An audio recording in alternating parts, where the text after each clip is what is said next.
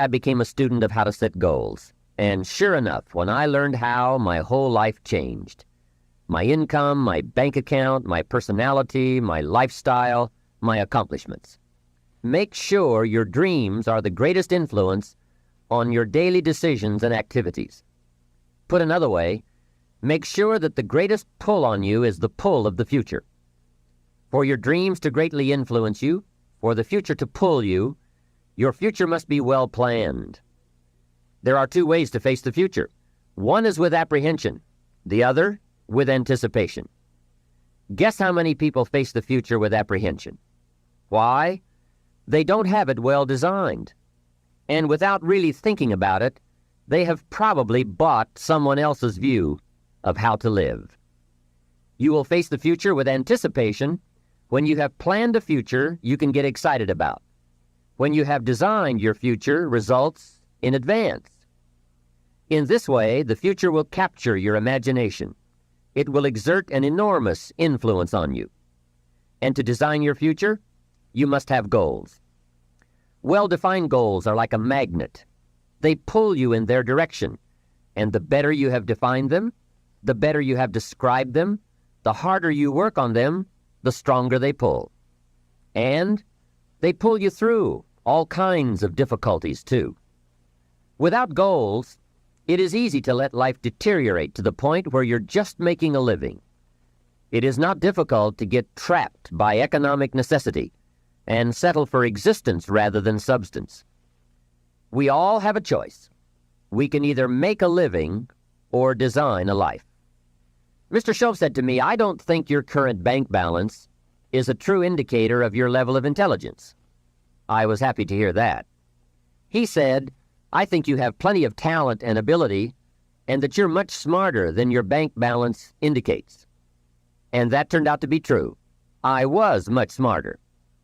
My question to him was, then why isn't my bank balance bigger? And he said, "You don't have enough reasons for accomplishing great things. If you had enough reasons, you could do incredible things. You have enough intelligence, but not enough reasons." That's the key. If you had enough reasons. In my years of study, I've also discovered this. Reasons come first, and answers come second. Life has a strange way of hiding all the answers and disclosing them only to people who have been inspired to look for them, who have reasons to look for them. Put another way, when you know what you want, and you want it badly enough, you will find ways to get it. The answers, the methods, the solutions will become evident to you. Hey, what if you had to be rich? Are there any books and tapes on the subject? The answer is yes. There are plenty of good ones. But if you don't have to be rich, you probably won't read the books or listen to the tapes. What drives us to find the answers is necessity. So work on your reasons first, answers second. Now, what are some of the reasons for doing well? It varies from person to person. I'm sure that if you did a little soul searching, you could come up with a fairly strong list of reasons why you want to accomplish great things. There are personal reasons, sometimes uniquely personal reasons. Some people do well for the recognition. Some do well because of the way it makes them feel. They love the feeling of being a winner. That's one of the best reasons. I have some millionaire friends who keep working 10 to 12 hours a day, making more millions. And it's not because they need the money. It's because of the joy, pleasure, and satisfaction that come to them from being constant winners. To them, money is not their main drive. It's not the money. It's the journey. Once in a while, someone says to me, "If I had $1 million, I'd never work another day in my life." Hey, that's probably why the good Lord sees to it that he doesn't get his million. Because he'd just quit. Family is another reason, or motivator for doing well. Some people do extremely well because of other people. And that's a powerful reason. Sometimes we will do things for someone else that we would not do for ourselves. We are made that way. I met a man who once said to me, "Mr. Rohn, to do everything I want to do around the world with my family, I need at least $250,000 a year." I thought, incredible. Could a man's family affect him that much? And the answer is, of course. How fortunate are the people who find themselves greatly affected by someone else. It's powerful. Benevolence, the desire to share, can be a powerful reason for wanting to achieve.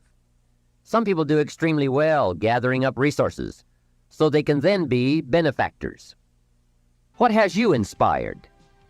What's got you turned off?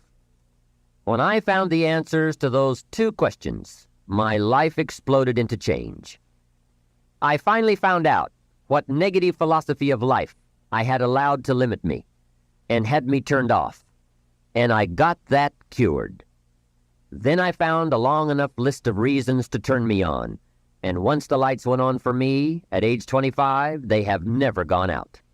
I've fallen out of the sky a few times, but I've never lost that drive to do something unique with my life. Now there's another list of reasons for doing well, called nitty-gritty. Those hard little reasons that can really affect your life. Sometimes it doesn't take much of a goal to start you in a brand new life direction. I now carry a few $100s in my money clip. I've had it with being broke, and I've had it with lying. I've had it with being embarrassed over not having any money in my pocket. I promised myself that day that this would never happen again. I picked a day and an amount, and I said, I'll never carry less. It was one of those reasons that still affects my life after all these years. So I now carry a few $100s in my money clip. I'm going to give you enough homework not only to keep you busy for the rest of your life, but also to help you create the kind of life you may have always dreamed about living, but never believed possible. So let's get on with it. The sooner you exert the discipline, the sooner you will be enjoying the results. Once the results start to come, believe me, you won't mind the hard work and discipline it's going to take. Now, get a sheet of paper, and at the top of it, write the words, long-range goals. I'm going to ask you some questions, and I want you to jot down the answers. If you don't have paper and pen handy, follow along with me now anyway, just listening. Then later, listen again when you can write down your ideas. After I've asked the questions, which is the first part of this exercise, you can stop the tape and work on your answers. All right, let's start this exercise. The basic question you are going to answer is, what do I want within the next 1 to 10 years? I want you to take about 12 to 15 minutes and make a list of at least 50 things you want within the next 1 to 10 years. These are long-range goals. To help you get started with your list, consider these questions. What do I want to do? What do I want to see? What do I want to be? What do I want to have? Where do I want to go? And what would I like to share? Now, with these thought starter questions in mind, answer the basic question. What do I want within the next 1 to 10 years? See how many things you can write down. At this point, I want you now just to abbreviate and write fast. Make the list as long as you possibly can. Try to write down at least 50 items, 50 things you want within the next 1 to 10 years. These are long-range goals. Spend about 12 to 15 minutes on this. After you've completed your list, you're ready for the next part of the exercise. Go through your list, and next to the things you think you can accomplish or acquire a year from now, write a number 1. Next to the things you think it will take 3 years to realize, write a 3. Next to the things it will take 5 years to accomplish, write a 5. And next to the things it will take 10 years to accomplish, write a 10. Go through this list now to the best of your ability and say, that looks like it will take me about a year, or 3 years, or 5 years, or 10 years. Some big goals might be out there 10 years from now. Once you complete this part of the exercise, you might come to the conclusion that you need a lot more 3-year goals and less 1-year goals, for example, or that you need more 10-year goals. You see, while you're working on one goal, you must have something else in the planning stages. The way you enjoy life best is to wrap up one goal and start right on the next one. Don't linger too long at the table of success. The only way to enjoy another meal is to get hungry. Another thing to check for on your list is that you have included goals for each of these three important categories. First, make sure you've listed your economic goals, your goals for income, profits, and productivity. Second, make certain your list includes material items you want, tangibles, such as a home, a car, a boat, furniture, or jewelry. Don't attach the wrong importance to things, but they are important. Third, you'll want to include on your list goals for personal development.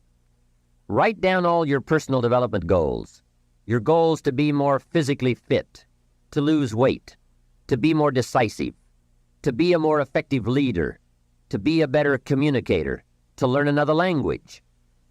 Of course, there are other types of goals to consider: family goals, social goals, lifestyle goals.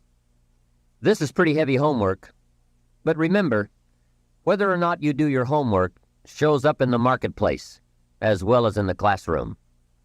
After you have determined which of your goals are 1 year, 3 year, 5 year, and 10 year, and after you've made certain your list includes economic goals, things, and personal development goals, I want you to go back to this list again. Now pick out the 4 most important 1-year goals, the 4 most important 3-year goals, the 4 most important 5-year goals, and the 4 most important 10-year goals. Those 16 goals will give you plenty of work for now. Get out some more paper, and in a brief paragraph, describe each goal. How high, how long, how much, what size, what model, what color, for example. Also describe why it is important to you. This is a process where you either talk yourself into it or talk yourself out of it, which is good. When you're unclear as to why something is important, usually you put only half-hearted effort into it. What you want is a powerful motivator, but the reason why you want it is an even more powerful motivator. It has greater pull. You may find that some of your goals you thought at first glance were important are not important after all. Do some reflecting, refining, and revising.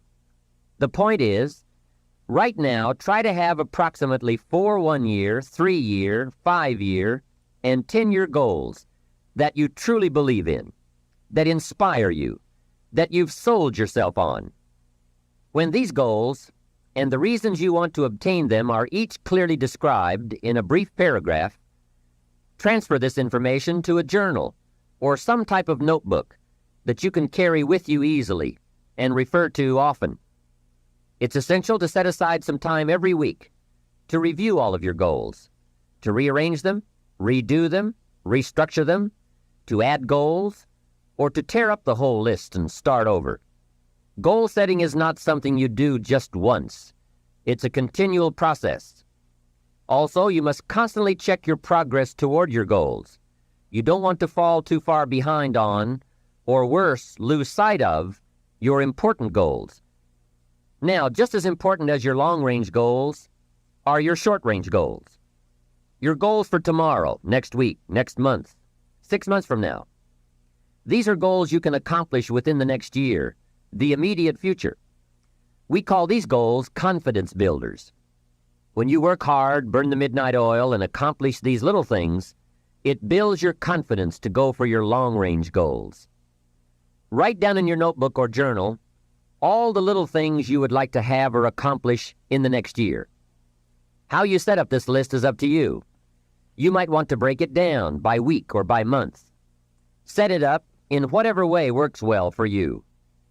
Part of the fun of having a list is being able to check off something as obtained or completed. Every week, try to check off at least one thing on your list of short-term goals. And when you are able to check off something major, something on your list of long-range goals, celebrate. Make winning joyful. Congratulate yourself. It is very important to celebrate progress. We grow from 2 experiences. One is the joy of winning, and the other is the pain of losing. Here's what that also means. Make losing painful. put it on yourself. If you set something up, fooled around, didn't pull it off, put it on yourself. And get around people who will help in this area. Hey, don't join an easy crowd.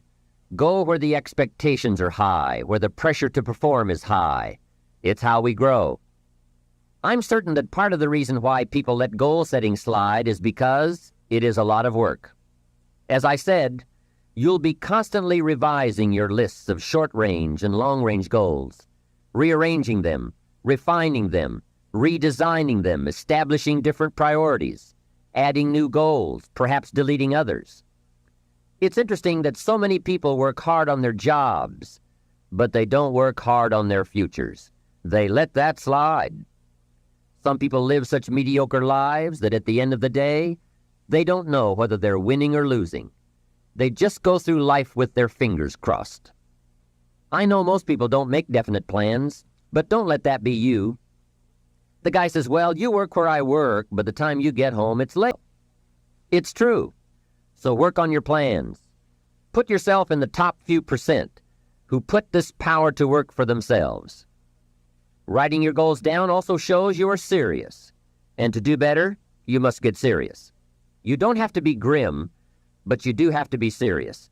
Hey, everybody hopes things will get better, but remember, the future does not get better by hope. It gets better by plan.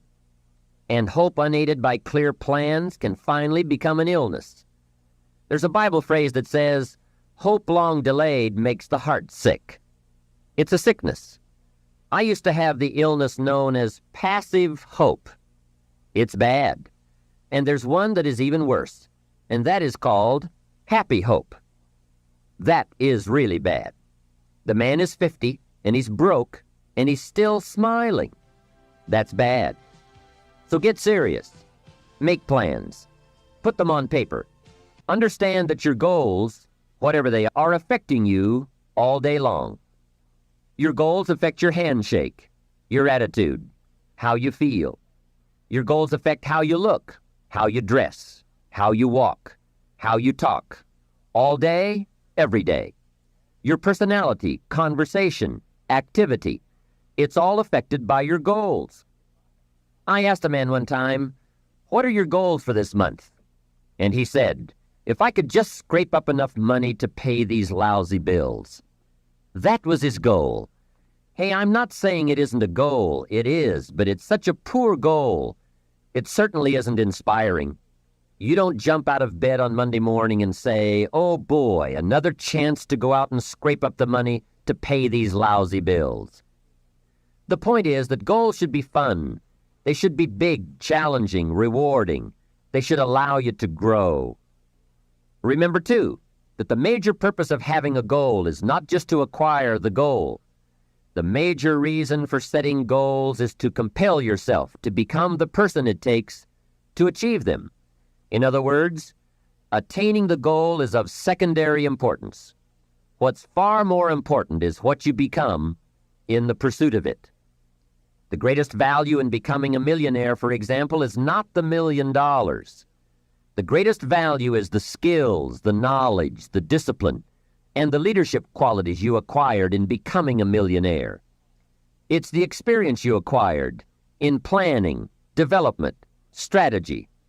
It's other qualities you acquired, such as courage, commitment, and willpower, to attract $1 million. You could lose everything you attained, but you could not lose the skills, knowledge, and experience you have obtained. Even better than having is being. Here's a most important question to spend some time answering. What kind of person will I have to become to get all I want? Write down a few thoughts on that. Write down some skills you'll have to develop, for example, and some of the things you're going to have to learn. Just spend a little time writing a few sentences on this. What kind of person will I have to become to get all I want? The answer to this will give you some personal development goals. Remember that income does not far exceed personal development. All of us have to do this kind of self-examination. I have to look at my own life and say, well, here's what I want, but am I willing to become what it takes to get what I want? If I'm too lazy, If I don't want to learn, read, study, and grow to become that kind of person, then I cannot attract what I want. Now, either I have to change my wants, or I have to change myself. Here are a few more key points I'd like to share with you on goals and designing your future. First, if you don't right now feel as if you're equipped to get all you want, just remember, ability will grow to match your strong dreams. That's why the goal-setting process we've discussed is so important. The more you work on this, the more ideas you will get on how you can change, how you can grow. I am nowhere near the person I was when I met Mr. Shope 25 years ago. I'm not that person anymore. I've changed. There's nothing you can do about the past, but you can do a great deal about your future. You don't have to be the same person you were yesterday. You can make changes in your life, absolutely startling changes, in a fairly short period of time. You can make changes you can't even conceive of now if you give yourself a chance. Your abilities will grow. You have untapped talents and potential that you haven't even reached for yet. And as time goes on, you'll be able to reach deeper and deeper. The first thing you'll know, you'll be able to do things you never thought you could do. You'll be able to handle things you never thought you could handle. You'll have ideas that you've never had before. All of this is sparked by the goal-setting process. When you know what you want, and you want it badly enough, the answers will come to you. I can't tell you why it works. All I know is it works. Give yourself a chance to become all you can become and to accomplish all you can accomplish.